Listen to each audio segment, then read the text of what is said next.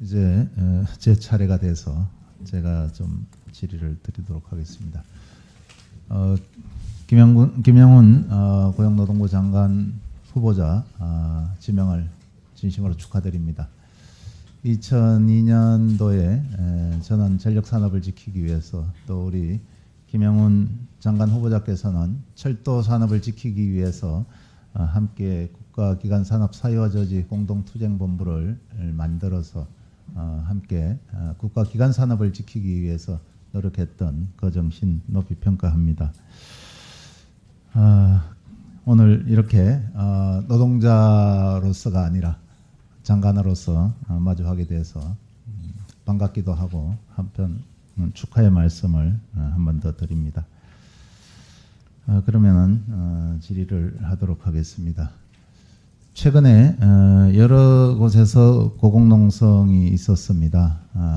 특히 하나오션 97일 동안 통신탑 위에서 농성을 했었고 또 지금도 구미에 있는 한국 옵티컬 하이테크 해고 노동자가 560일 넘게 지금 지붕 위에서 고공농성을 하고 있습니다. 또한 세종 호텔의 해고자가 그 도심 한복판 교통 보조 시설물에 스스로 몸을 가두고 있습니다. 공통적인 것은 부당한 노동 탄압에 대해서 또 해고로 인해서 이렇게 스스로 몸을 가두고 있습니다. 2022년에도 하나오션의 유채한 노동자가 1m 가로 세로 1m 되는 그 철망 안에 자기 스스로 몸을 가뒀던 일이 있었습니다. 그런데 이 문제에 대해서는 아주 해결이 쉽지는 않은 걸로 알고 있고 저 역시도 최근에 구미 이 옵티컬 하이테크의 그 고공농성을 하는 사업장 지난 일요일 날 제가 다녀왔습니다. 참 건강도 걱정이 되고 또 날도 이렇게 덥다가 비도 오고 해서 안전에 대한 걱정도 많이 됩니다. 특히 한국 옵티컬 하이테크는 외투 기업으로서 노조를 혐오하는 이런 현상으로 사실 해고까지 가지 않았나. 물론 화재로 인해서 그렇긴 합니다만은. 그래서 이 지금 내려오지 못하는 두 노동자들을 어떻게 다시 고공농성장에서 내려오게 하고 그들이 원하는 일터로 다시 돌아가게 할 것인가 하는 숙제가 있습니다. 또 앞으로도 그런 문제들을 해결해야 되는 것이 고용노동부 장관의 책무이기도 합니다. 그래서 이 지금 해결되지 않은 이 고공농성 두 군데 사업장에 대해서 어떻게 해결을 할 것인지 여기에 대한 말씀을 좀 해주시고 또 외투 기업이 그동안 그 2020년에 영천에 있는 다이셀 코리아 그리고 한국와이프 이런 데에서 계속 어떻게 보면은 한국 법도 무시하고 횡포를 부리고 있습니다. 그래서 이런 외투 기업에 대한 노동자들 고용 안정을 위한 연구도 좀 진행이 돼야 되는데 지금까지는 그런 연구 영역이 전혀 진행되지 않았습니다.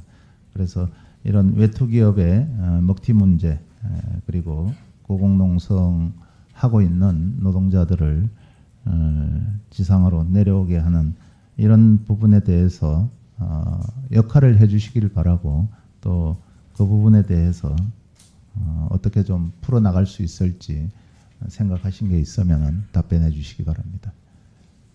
네, 존경하는 김주영 의원님 말씀 감사드립니다. 저도 감회가 새롭습니다. 말씀하신 바와 같이 지금 하나오션 의원님께서 여러 가지로 또 의원님 비롯해서 여야 의원님들이 여러 가지로 애 많이 쓰셨다는 걸 알고 있고 마지막 단계에 와 있다는 걸 알고 있는데 쉽지가 않은 것 같습니다. 제가 만약 장관으로 취임한다면 이 문제 잘 살펴보겠습니다. 그 외에 구미 옵티컬 세종 호텔 등 이 장기투쟁 사업장과 관련해서 특히 말씀 주신 구미 옵티컬 같은 경우에 외투기업이라는 어려움이 있는데 또 이 자리에서 다 말씀은 못 드리겠습니다만 장관으로 취임한다면 이 문제에 물꼬를 틀 수 있도록 제가 할 수 있는 모든 노력을 기울여 보겠습니다. 예, 그 부분은 꼭 좀 부탁을 드리겠습니다. 그리고 국내 지금 위스키 시장을 대표하는 골든브루 그리고 페르노리카 코리아, 윈저 글로벌 이 세 기업에서 노사 갈등이 수년째 반복이 되고 있습니다. 골든블루는 특히 고속 성장한 기업임에도 2023년 임금 협상 결렬 후에 직장 폐쇄까지 이르렀습니다. 26차례 교섭에도 노사 합의에 이르지 못했고 중노위 부당해고 판정에도 복직조차 이루어지지 않은 그런 상황입니다. 페르노카 코리아는 9년째 노조 탄압이 이루어지고 있는데도 불구하고 단협 해지, 사무실 미제공, 노조활동 시간 축소 등 일련의 행위들이 이어지고 있습니다. 법원과 노동위에서도 부당노동 행위로 판단되었지만 현장은 변하지 않고 있습니다. 윈저글로벌은 희망퇴직 과정에서 합의된 위로금 약속을 일방적으로 축소했고 정규직 일부를 파견 계약직으로 전환하며 퇴직을 유도하는 등 노동자 생계와 고용 안정을 위협하고 있습니다. 그럼에도 노동부는 해당 건을 단협 위반이 아니다는 이유로 행정 종결 처리를 한 바가 있습니다. 이 세 사업장에 대해서 후보자께서 장관에 취임하신다면은 꼭 반복적인 이런 부당노동 행위에 대해서 살펴보시고 대표이사의 책임 회피 방지를 위한 실효성이 있는 제도 개선을 꼭 해주실 것을 요청드립니다. 여기에 대해서 조금 있다가 짧은 답변이라도 좀 부탁드리고요. 1분만 쓰겠습니다. 이재명 정부의 노동 존중 사회 실현을 위해서 우리 후보자의 비전과 정책 추진에 대해서 잠시 좀 질의를 하겠습니다. 노동의 가치, 일하는 사람의 권익 신장을 위해 역대 정부에서 많은 노력들을 해왔습니다. 이재명 정부의 고용노동 정책은 무엇이라고 생각하는지, 아울러 장관이 된다면 노동 존중 사회 실현을 위해 중점을 두고 추진할 사항은 무엇이라고 생각하는지 답변해 주시기 바랍니다. 우선 페르노 코리아를 비롯해서 이른바 외국계 기업 3사의 문제와 관련해서 국내법도 무시하고 이런 문제는 장관으로 취임한다면 곧바로 알아보고 보고 드리도록 하겠습니다. 이재명 정부의 노동정책 모두 발언으로 말씀드렸습니다만은 두 가지 말씀드리겠습니다.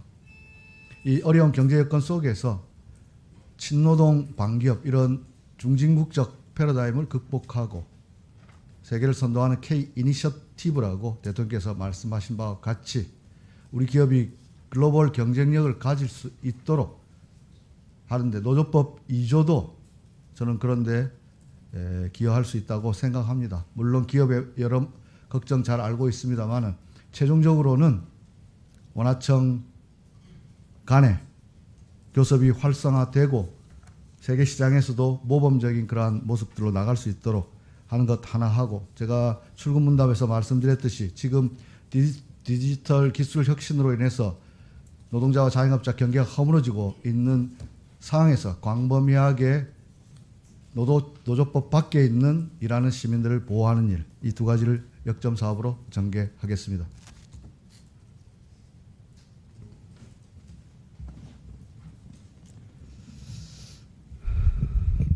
네, 우리 김정 의원님 또 뭐 추가해서 물어볼 게 있습니까?